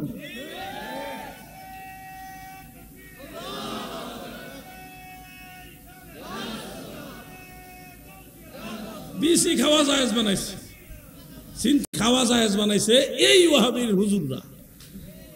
এরা আজকে একটা ভিডিও দেখলাম, এরা মদ খায়া নামাজ পড়া জায়েজ বানাইছে। প্রশ্ন করছে যে কেউ যদি মদ পান করে ওই অবস্থায় নামাজ পড়ে তার নামাজ হবে না? সে বলতেছে মদ খায়া নামাজ পড়লে নামাজ হবে। কই যাইবেন আপনি কোন? কিয়ামতের ডাইরেক্ট আলামত, ইনডাইরেক্ট আলামত, ডাইরেক্ট সে নিজেই কিয়ামতের আলামত। মদ খায়া নামাজ পড়া জায়েজ বানাইছে। আরেকজনে কয় গরুর সেনা, গরুর পেশাব পুরা চাদর ভিজাই এটা গায়ে দিয়ে নামাজ পড়লে অসুবিধা হবে না। কত বড় খাটাস এগুলো! এদের উপর আর কোনো খাটাস আছে? শয়তানও তাদেরকে ডরা। শয়তান যে শয়তানের তো কোনো দলিল আমি পাই নাই। শয়তানে গরুর পেশাবের চাদর গায়ে দিয়ে ঘুরছে আমি কোনো পাই না। এরা গরুর সেনা, গরুর পেশাব দিয়া চাদর ভিজায় নামাজ পড়া জায়েজ বলে। এই কত নম্বরের খবিস! আমি মাঝে মধ্যে চিন্তা করি তাদেরও ফলোয়ার্স আছে বাংলাদেশে, তাদেরও ফলোয়ার্স আছে। এই জন্য আমার কথা বেজার হবেন না। যদি বাঁচতে হয় তাহলে মদিনাওয়ালার কদম মোবারক জড়ায় ধরো। বিকল্প কোনো রাস্তা নাই, জান্নাতে যাওয়ার একটাই রাস্তা, সেটার নাম আহলে সুন্নাতুল জামাত। ঠিক কিনা বলেন? সুন্নি মুসলমান, সুন্নি মুসলমান হরে সাবধান, ওহাবি খারিজির দলে লুটিল ঈমান। ও পুলিশ ভাইরা আওয়াজ শুনেন। আগে আপনাদেরকে ঘৃণা করতাম, সবাইরে না, বেশিরভাগকে ঘৃণা করতাম, কিছু মানুষকে ভালোবাসতাম। আর এখন সবাইরে ভালোবাসি, কারণ এখন দেখতেছি পুলিশ কিভাবে দেশটারে আগলায় রাখছিল। দোষে গুণই তো মানুষ। পুলিশ প্রশাসন, অন্যান্য প্রশাসন কিভাবে আমাদের দেশটাকে আগলায় রাখছিল। রাতের বেলা যেদিকে যেই রুটে মন চাই ওদিকে দৌড়ে গেছি, গিয়ে দিকে হাওরের মাঝখানে পুলিশে গাড়ি, শীতে কনকন, ওরে কুয়াশা, ঠান্ডার মধ্যে বউ বাচ্চা স্ত্রী সংসার পরিজন সব ফালায় ওখানে বসে বসে বন্দুক একটা লইয়া কতক্ষণ ঘুমাইতেছে, কতক্ষণ তাকাইতেছে, মানে রাস্তায় যেন চুরি ডাকাতি না হয়। আর এখন পুলিশ পাই না। পুলিশ পাইবেন কইছে, থানা সুদ্ধা জ্বালাই দিতেছে, পুলিশরে যেখানে ভানে মারতেছে। এই জন্য পুলিশকে যা তোরা সামলা, আমরা 8 ঘন্টা ডিউটি, 8 ঘন্টা ডিউটি করে জায়গা লাগে, জ্যাম ছুটাইন কেউ নাই, সব যে যেমনে ভাড়া এমনি গাড়ি বাড়াইতেছে আর জ্যাম লাগতেছে। পুলিশকে আমরা তো ঠেয়া লাগছে না, আমরা তো ডিউটি চাকরি, আমরা 8 ঘন্টা ডিউটি করে বাইরে গিয়ে ঘুমাইতেছে। আর যেখানে খুশি ওখানে চুরি হচ্ছে, ডাকাতি হচ্ছে, একেবারে লুটতরাজ, মানে যা হবার তা হচ্ছে। এখন বুঝতেছি পুলিশ কত বড় আফন। আগে অনেক পুলিশকে ঘৃণা করতাম, এখন ঘৃণা করতে মন চায় না। এখন মনে হয় তাদের আমাদের দরকার। এখন মন থেকে দোয়া করি যে আল্লাহ তাদেরকে আবার আগের পাওয়ারে নিয়ে আসো, তবে দুর্নীতির থেকে বাঁচাই রাখো, এই দোয়া করি। কি প্রশাসন দরকার আসেনি না নাই? সারাটা দেশ একটা লুটতরাজের রাজ্য হয়ে গেছে, মগের মুল্লক হয়ে গেছে, যে যারে মারতাছে মারতাছে। আমি আজকে কফি খাওয়ার জন্য একটা পাম্পে দাঁড়াইলাম, নাম বললে চিনে ফেলবেন। ওই পাম্পের একজন লোক আমাকে বলতেছে, হুজুর আমি তো তেমন কোনো রাজনীতি করি না, তবে আগের সরকারকে আমি মহব্বত করতাম, উনি পীর আউলিয়ারে ভালোবাসতো, এই কারণে আমার মোটর সাইকেল আছে, এটা ওই ওয়াহাবীর দলের আজকে জোর করে নিতে চাইছিল। এই লোকের মোটর সাইকেল জোর করে নিতে চাইছিল, তখন পাম্পের ম্যানেজার, পাম্পের যারা স্টাফেরা দইরা বাঁচাইছে। কোথায় গেছে অবস্থা? এই জন্য পুলিশ প্রশাসনের প্রতি এখন আর ঘৃণা নাই, এখন পুরোটাই ভালোবাসা, দোয়া। আর অনুরোধ রইল আপনাদেরকে, আল্লাহ যদি আবার আগের মতো সম্মানিত করেন তাহলে আপনারা দুর্নীতি করবেন না, সব দুর্নীতিবাজকে দইরা সোজা করে দিবেন। আমরা আছি আপনার লগে, টেনশন করেন না। এই দিন দিন না, আরো দিন আছে, এই দিনে টেনে নিবে সেই দিনের কাছে। মানুষ কিন্তু অনেক পাল্টায় গেছে এক মাসের ভিতরেই, যা বোঝার বুঝ জ্বালান। আল্লাহুম্মা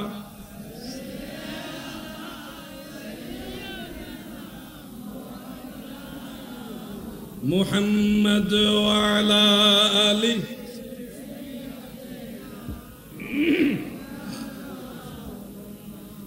मेरा दिल फिदा हो बेज़ौक़े मुहम्मद, ना दिल से जुदा हो ये ज़ौक़े मुहम्मद। अल्लाहुम्मा मरहबा।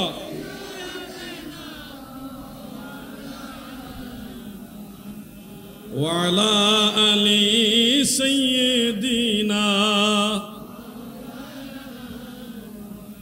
আমার দাদু ভাইরা গো, মাজার শরীফে আমরা যারা যাই, মাজার জিয়ারত করি, কি করি? ওখানে ঢুকি, খালি পাই, দুইটা সালাম দেই। আল্লাহর ওলির দরবারে গেলে সালাম দেই, এমনিতে যে কোনো কবরে গেলে সালাম দেননি আপনারা?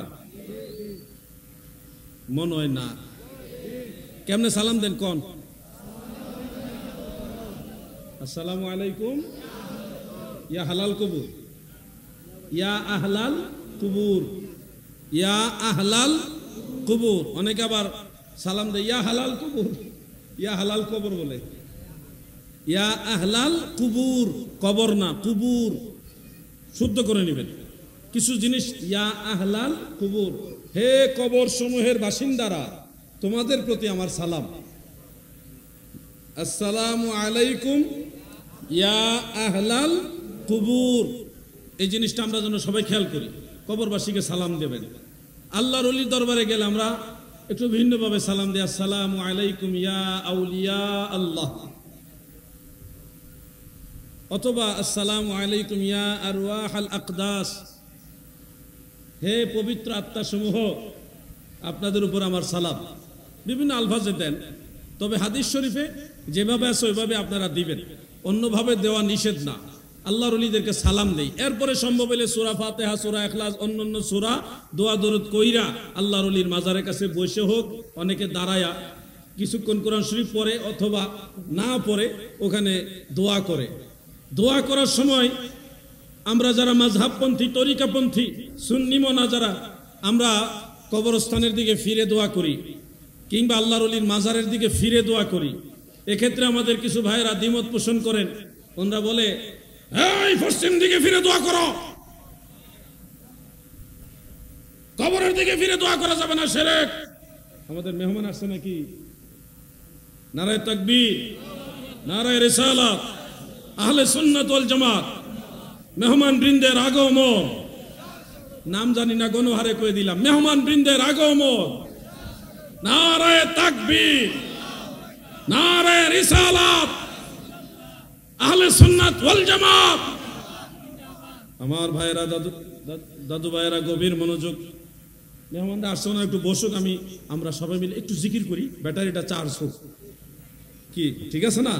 ইসমে জাত আল্লাহ আল্লাহ আল্লাহ, তারে ধরব কেমনে, তারে পাইব কেমনে, তারে ধরব কেমনে তারে পাইব কেমনে আল্লাহ আল্লাহ আল্লাহ আল্লাহ শব্দ শুধু আল্লাহ আল্লাহ শব্দ শুধু নাম শুনি কানে তারে পাইব কেমনে আল্লাহ আল্লাহ আল্লাহ আল্লাহ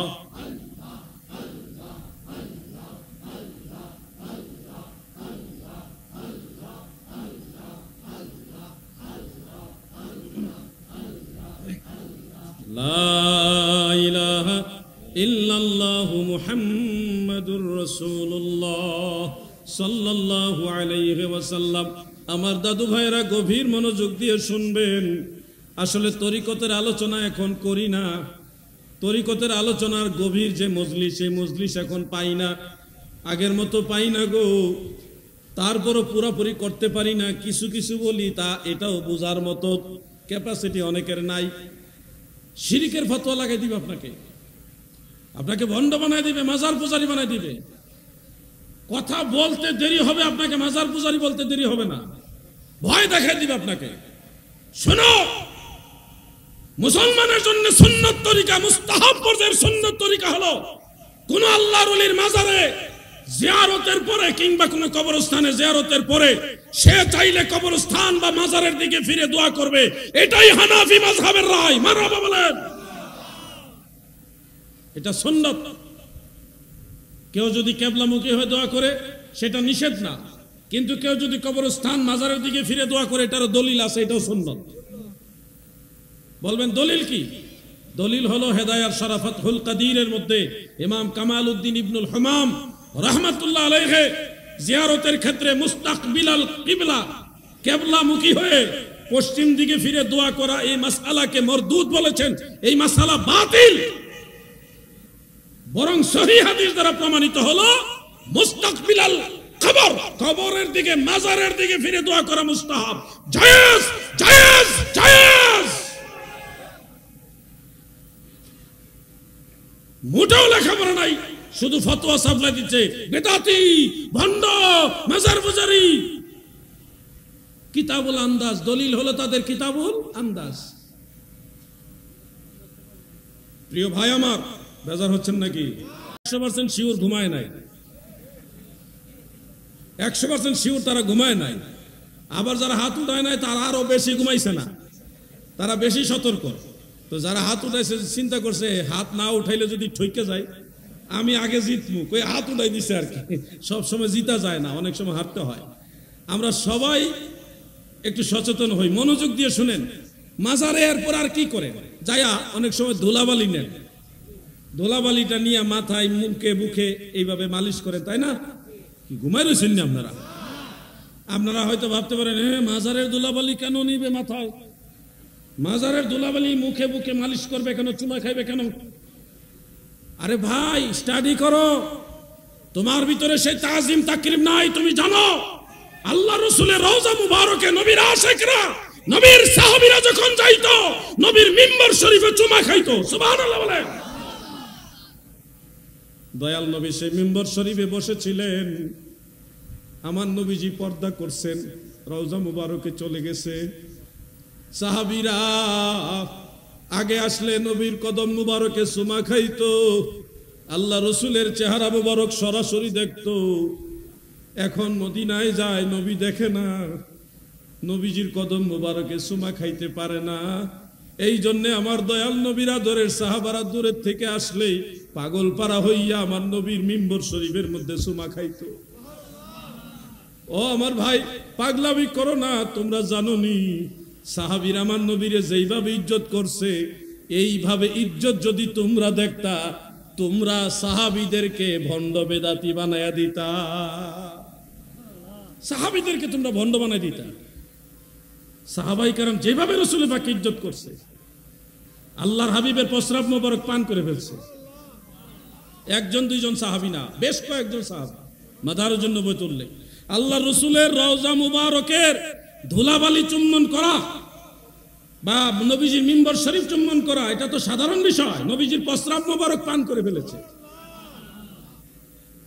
নবীজির চুল মুবারক, নবীজি যখন হজ শেষ করলেন, তারপরে নবীজির চুল মুবারক হলক করা হচ্ছে, কামানো হচ্ছে, সাহাবীরা যুদ্ধ লেগে গেছে। একজন আরেকজনে বাহু দিয়ে ভেবে মহব্বতের ধাক্কা দিয়া বলে, ভাই আমাকে সুযোগ দাও, আমি একটা চুল মুবারক আমার দয়াল নবীজির নিব। সাহাবীদের মধ্যে প্রতিযোগিতার লড়াই লেগে গেছে একটা চুল মুবারকের জন্য। আর তুমি বলো নবী আমার মতো মানুষ, আর আল্লাহর রাসূলের ঘাম মুবারক নেওয়ার জন্য আল্লাহর হাবিবের সাহাবারা প্রতিযোগিতা করত। সুবহানাল্লাহ বলো। আর সেই রাসূলে পাককে তাজিম তাকরিমকে আজকে তোমরা শিরকের ফতোয়া দাও। আমরা তো নবীজিকে সরাসরি পাই নাই, নবীর ওয়ারিসদেরকে পাইছি, নবীর আওলাদদেরকে পাইছি। সেই 1450 বছর যাবত দয়াল নবীর বংশধর তিনারা যারা এখনো আছে তাদেরকে আমরা পাইছি। আমরা তাদেরকে পাইলে হাতে চুমা খাই, সময় সুযোগ হলে পায়েও চুমা খাই, ওনাদেরকে ওরকম পজিশনে পাইলে ওনাদের পায়ে চুমা খাই, ওনাদের সালাম দেই, একটু কুলাকুলি করার চেষ্টা করি, ওনাদের কাছ থেকে একটু দোয়া নেওয়ার চেষ্টা করি, ওনাদের কাপড়ের মধ্যে একটু সুইয়া বরকত নেওয়ার চেষ্টা করি। এটার উদ্দেশ্য কি জানোনি? ওগো দয়াল নবী, আপনাকে যদি আমরা পাইতাম আপনাকেও সম্মান করতাম। সুবহানাল্লাহ বলে।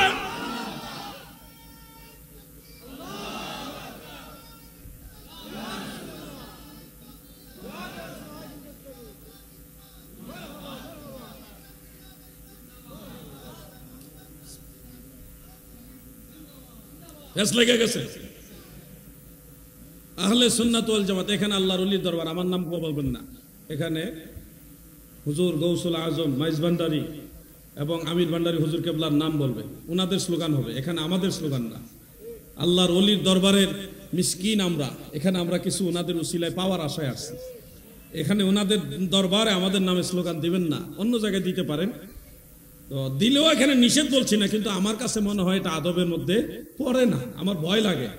এখানে স্লোগান হবে গৌসুল আজম মাইজ ভান্ডারী, গৌসুল আজম আমির ভান্ডারী, এইভাবে স্লোগান দিবেন আপনারা। কথা বুঝতেছেন আপনারা? না রাগ করলেন? রাগের কিছু নাই। ওলি আল্লাহদের সম্মান করতে হবে। সম্মান করলে সম্মান কমে না, সম্মান করলেই সম্মান বাড়ে। আমরা সম্মান থেকে অনেক দূরে সরে গেছি। আল্লাহর ওলিদের মাজারের কাছে যাবেন, গিয়ে সেখানে আদবের সাথে বসবেন। হযরত বেলাল রাদিয়াল্লাহু আনহু সিরিয়া থেকে মদিনা মুনাওয়ারা এসে নবীজির যে গিরিল মুবারক ছিল ওটার মধ্যে কপাল ঠেকায়া, এবং আরেকটা বর্ণনা আছে নবীজির রওজা মুবারক উনি চেহারা মুবারক ঘষাইছে। কান্না করতে করতে চেহারা মুবারক ঘষাইয়া কান্না করা শুরু করছে। সাহাবীরা কত ভালোবাসত আমার নবীকে। তুমি দেখলে তো হযরত বেলালকে বেদাতি বানাই দিতা, ভণ্ড বানাই দিতা। সাহাবাই কেরাম কিভাবে নবীকে সম্মান করেছে। আমরা মাজারে সেজদার পক্ষে না, কিন্তু মাজারে জিয়ারতের পক্ষে, ওলি আল্লাহদের কদমবুসির পক্ষে। কি আছেন না নাই? আল্লাহর ওলিদের কদমবুসি করবেন, পীর ও মুর্শিদের কদমবুসি করবেন, মা বাবার কদমবুসি করবেন। কদমবুসি মানে দুই ঠোঁট দিয়ে মায়ের পায়ে চুমা দেওয়া। মা শুয়ে আছে রাতের বেলায়, মা শুয়ে আছে, ওই সময় গিয়ে মায়ের পায়ে এইভাবে চুমা খাইবেন। পারবেননি? পারবেননি? কি পারবেন বলেন? মায়ের পায়ে চুমা দেওয়া পারবেন ইনশাআল্লাহ? বলেন। বলবেন হুজুর আবার শিরিক নি হয়। ওয়াল্লাহি শিরিক হবে না, ইবাদত হবে। দয়াল নবীজি বলেছেন, মান কাব্বালা রিজলা উম্মিহি, যে তার মায়ের পায়ে চুমা খায় সে আল্লাহর জান্নাতের চৌখাটের মধ্যে চুমা খাইল। তুমি জান্নাত কই পাইবা? তোমার মায়ের পায়ে চুমা দেও, এটাই জান্নাতের চৌখাটে গিয়ে লাগবে। মায়ের পায়ের অনেক দাম। ওলি আল্লাহদের পা সম্পর্কে আল্লাহ তাআলা কি বলছেন? ওলি আল্লাহদের পা সম্পর্কে বলছে, ওয়া কুনতু রিজলাহু আল্লাযী ইয়ামশা বিহা, আমি আল্লাহ তার পা হয়ে যায় যা দিয়ে সে বিচরণ করে। অর্থাৎ আল্লাহর ওলির পা আল্লাহর মনোনীত পা হয়ে যায়। ওই পায়ে চুমা খাইলে আল্লাহ খুশি হয়ে যায়। সুবহানাল্লাহ বলে। জানো না তো কিছুই, শুধু জানো বেদাত, মাজার পূজারি, ভণ্ড, এগুলি শিখছো। সাহাবাই কারাম দলে দলে মদিনা শরীফ গেলে নবীজির কদম মুবারকে চুমা খাইতো। কেউ হাত মুবারকে চুমা খাইতো, কেউ কদম মুবারকে চুমা খাইতো। আপনারা কি জানেন এখনো যদি মানুষ সুযোগ পায়, নবীজির কদম মুবারকের ছাপ যেখানে আছে ওইটার মধ্যে মানুষ চুমা খায়? কি জানেন কিনা? ডক্টর ইরশাদ আল বুখারী দিনাজপুরে ওনার বাড়ি। ওনার কাছে দয়াল নবীজির চুল মুবারক ভিজানো আতর আছে। আমি সেই আতরের সুঘ্রাণ পেয়ে পাগল পাড়া হয়ে গেলাম, এত সুন্দর ঘ্রাণ। উনি পার্সোনালি আমাকে এটা দেখাইলেন। বাংলাদেশে আর অনেক জায়গায় নবীজির অনেক তাবাররুকাত রয়েছে, সুযোগ পেলে এগুলি বরকতের জন্য জিয়ারত করবেন, দুরূদ শরীফ পড়তে পড়তে জিয়ারত করবেন। বাইরে সময় বেশি নাই, যতদিন পারো নবীজির সম্মান তাজিমের দিকে আগায় যাও। খুব দ্রুতই তোমার কাছে আজরাইল চলে আসবে, খুব দ্রুতই আজরাইল চলে আসবে। তখন হাজার চেষ্টা করে আর পারবে না। সময় কম, কাজ বেশি, সময় কম, কাজ বেশি। যত দ্রুত পারো নবীর দিকে আগায় যাও। হাসরের ময়দানে দেখবা তোমার দিকে মদিনাওয়ালা নিজে আগায় আসছে। হাউজে কাউসারের পানি পান করাইবার জন্য ময়দানে মাহশারে মহান আল্লাহ তাআলা ফেরেশতাদের মাধ্যমে ঘোষণা দেওয়াবেন, এখন কাউসারের পানি পান করানো হবে। সমগ্র হাসরবাসী পানির পিপাসায় কাতর হয়ে যাবে, চিৎকার মেরে কাঁদবে। সবারই একটা চাওয়া, আল্লাহ ছায়া দাও, পানি দাও, তৃষ্ণা নিবারণ করে দাও। আল্লাহ বিচার কার্য শুরু করেন। এই চিৎকারের মাঝে ফেরেশতারা বলবে, এখন কাউসারের পানি পান করানো হবে, শুধুমাত্র মুমিন বান্দারাই এই পানি পাবে। বাকি সবাই স্তব্ধ হয়ে দাঁড়িয়ে যাবে। এমনকি অন্য কেউ চাইলেও নড়াচড়া করতে পারবে না, অটোমেটিক তারা সেখানে দাঁড়িয়ে যাবে লোহার মতো, নড়াচড়া করার কোনো কায়দা নাই। ইমানদার মুমিন বান্দারা হাসর ময়দানে যেখানেই থাকুক তাদের জন্য ফেরেশতারা রাস্তা করে দিবে। ওই রাস্তা দিয়ে ইস্তেকবালের সাথে সাথে হেঁটে হেঁটে তিনারা হাউজে কাউসারের কিনারে এসে দাঁড়াবে। দাঁড়িয়ে দেখবে গো জান্নাতি টুপি মুবারক, জান্নাতি পাগড়ি মুবারক, জান্নাতি দাড়ি মুবারক, জান্নাতি নুরানি চুল মুবারক, লম্বা লম্বা চুল মুবারক ওয়ালা নূরের নবী নূর নিয়া, নূরের পেয়ালা নিয়া হাউজে কাউসারের কিনারে দাঁড়াইয়া বলে, গুনাহগার উম্মত রে,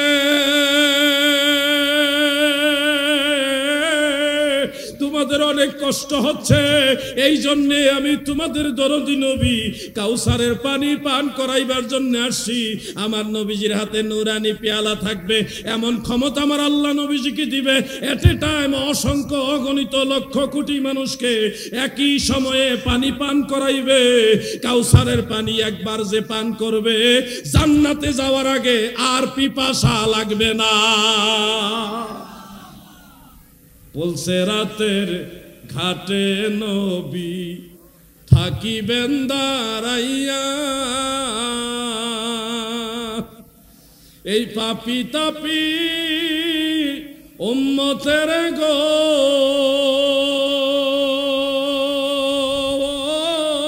নবী নিবানি তরায় গো নবী, দয়াল নবী তুমি গুণমণি। আমার দয়াল নবীজির পবিত্র হস্ত মুবারকের সেই কাউসারের পানি আমরা পান করতে চাই, চাই কিনা? এই হাজার মানুষের মাঝে আমার কাছে মনে হলো 50 থেকে 60 জন বলছে চাই। হাসরের ময়দানে অবস্থাটা এরকমই হবে, সবাই পাবে না। আপনারা রাগ হয়েন না, যাহারে আমি কইলাম না দিকে পাইলাম না, না, হাসরের ময়দানে অগণিত মানুষের মাঝে দয়াল নবীজির হস্ত মুবারকের কাউসারের পানি সবাই পাবে না, অল্প কিছু মানুষই পাবে। আমি আরেকবার বলি, মহব্বতে বলে, নবীজির হস্ত মুবারকে হাউজে কাউসারের পানি পান করতে চান কিনা? তাহলে আজকের মাহফিল থেকে ওয়াদা করেন আর হারাম খাবেন না। হারাম মানে মদ, হারাম মানে ঘুষ, হারাম মানে সুদ, হারাম মানে পরের হক, হারাম মানে গাঁজা, হারাম মানে আরো অনেক কিছু। আপনারা সবাই কম বেশি জানেন নাকি জানেন না? জানেন না নাকি? এই জবান দিয়ে আমি দয়াল নবীজির হাত মুবারক থেকে হাউজে কাউসারের পানি পান করব, এই নিয়তে আজ থেকে এই মুখের মধ্যে আর হারাম ঢুকাবেন না।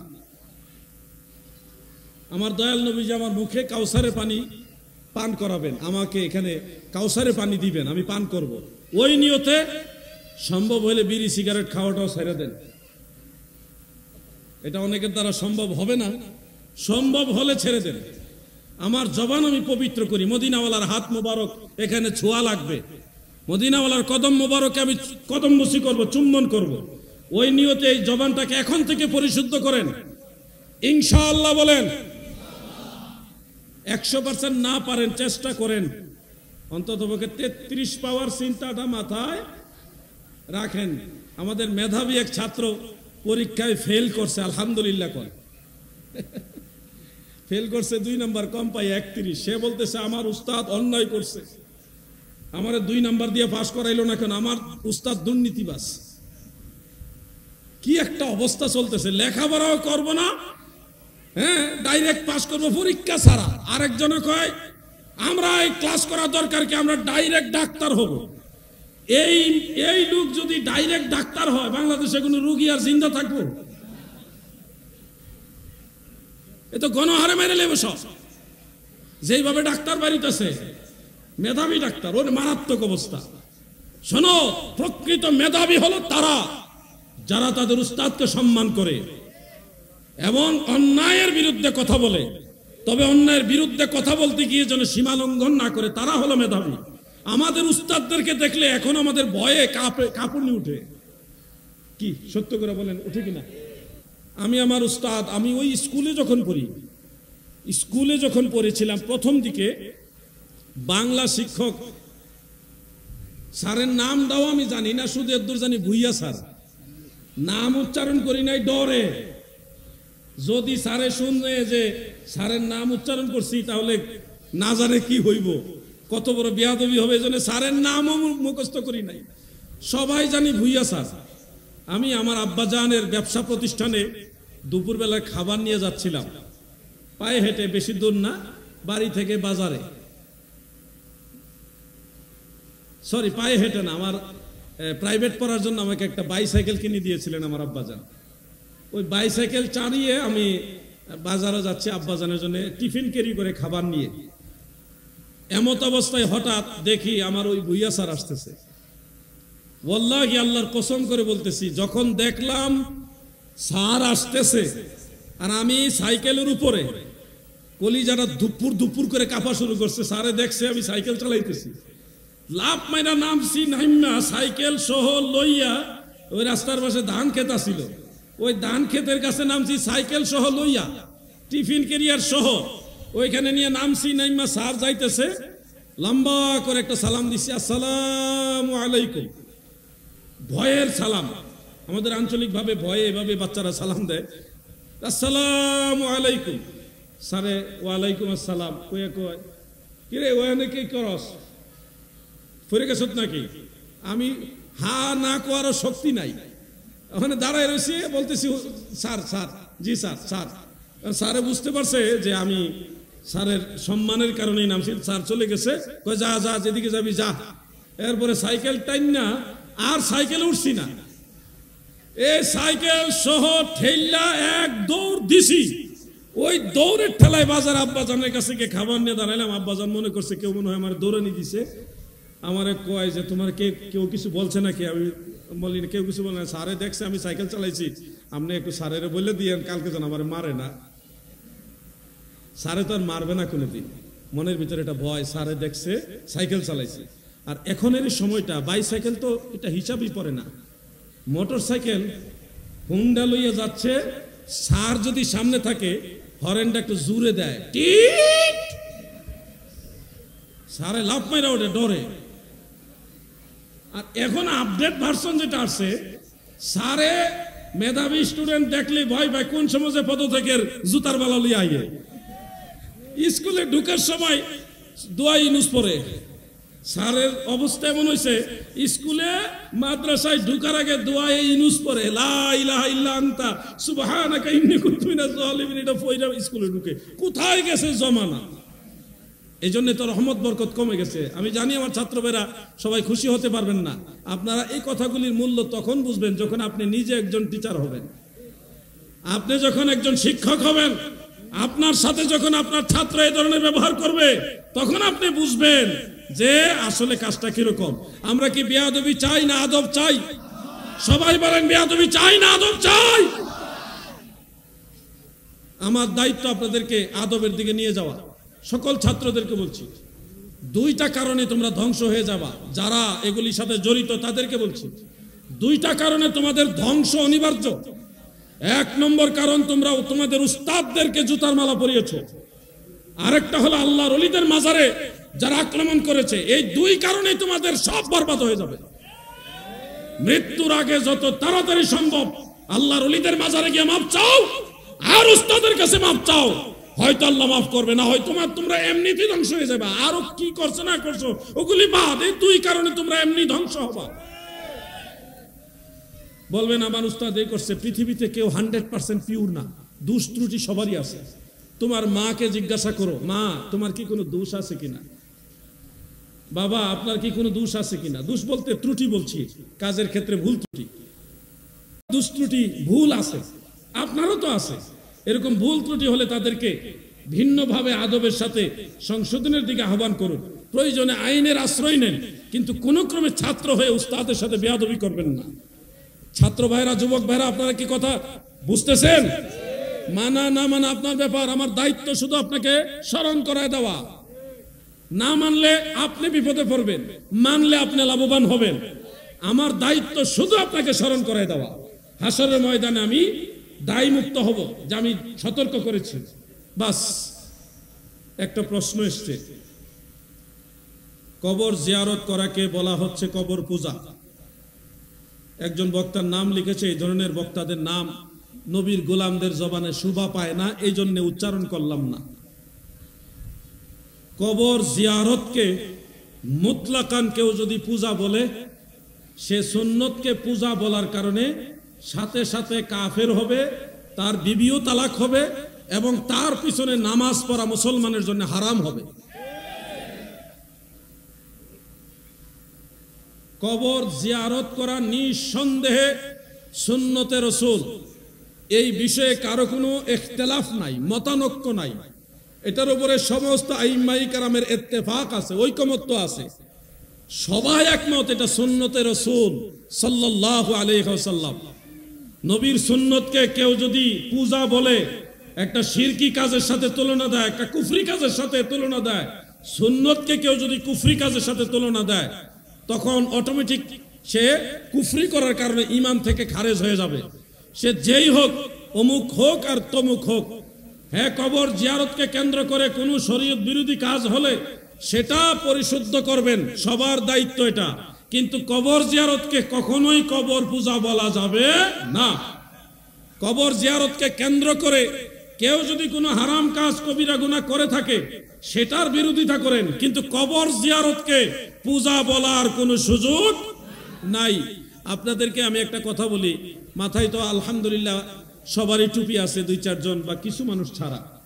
এই টুপিটাকে, এটা নবীর সুন্নাত, কেউ যদি এই টুপিটাকে অপমান করে, আপনার মাথা থেকে খুলে নিয়ে একটা কুকুরের মাথায় পরায় দিল, এই দৃশ্যটা আপনারা কেমন ভাবে নেবেন, ভালো না খারাপ? একজন মুসলমান হিসেবে এটা মেনে নিতে পারবেন?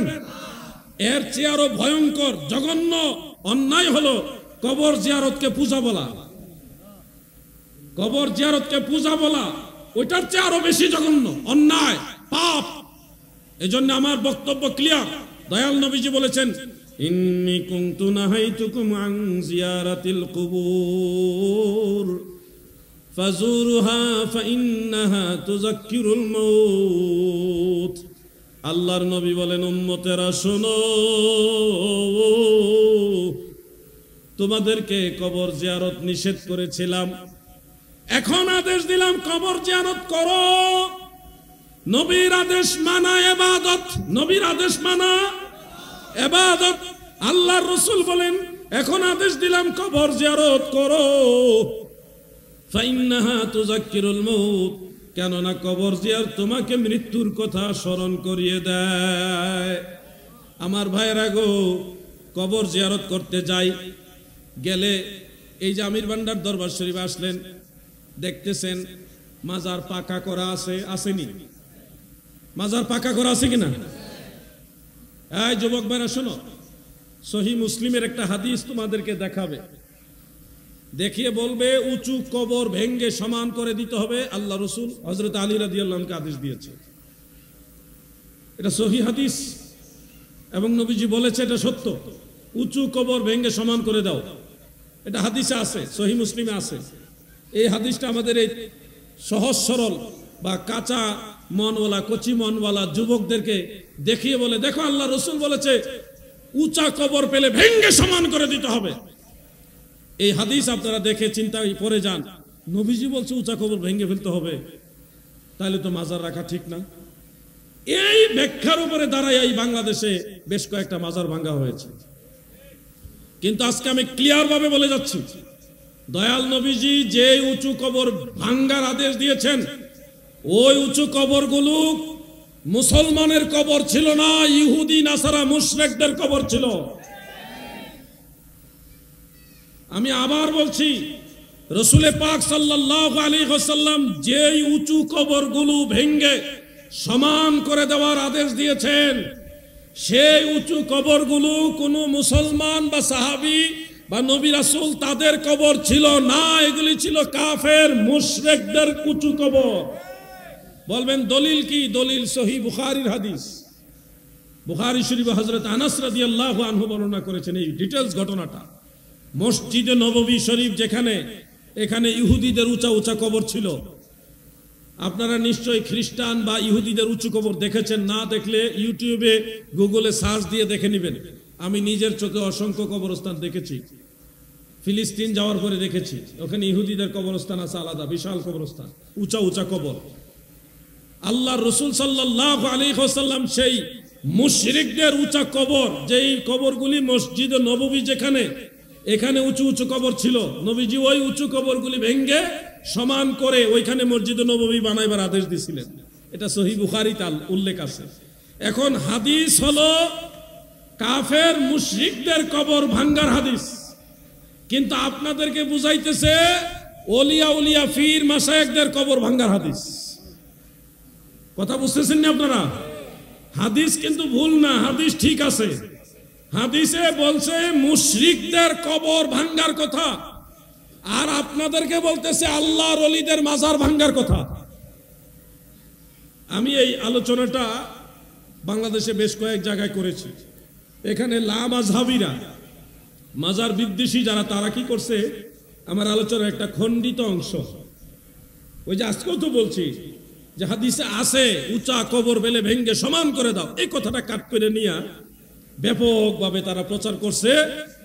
সুন্নি আলেম আলাউদ্দিন জিহাদি বলেছে মাজার ভেঙ্গে সমান করে দিতে হবে, এই দেখো আলাউদ্দিন জিহাদি বলেছে।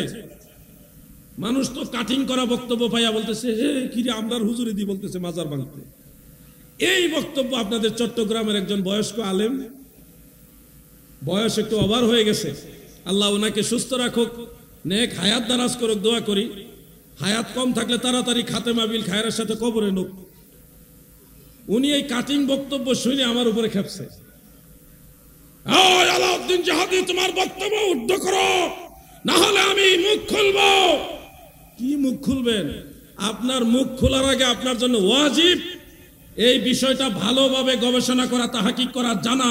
আমি বেঁচে আছি আমাকে জিজ্ঞাসা করা আপনার জন্য ওয়াজিব, তারপরে ফতোয়া। ফতোয়া যখন তখন দিলে এটার ভ্যালু কমে যায়। এই জন্য বলছে আল্লাহ আপনাকে হায়াত দারাজ করুক, সুস্থ রাখুক, আর যদি হায়াত না থাকে খাতেমা বিল খায়রের সাথে তাড়াতাড়ি মৃত্যু হোক, নাইলে আপনি ভেজাল লাগাবেন। আরো যে কোনো ব্যাপারে ফতোয়া দেওয়ার আগে এই বিষয়টা নিয়ে স্টাডি করতে হবে আপনাকে।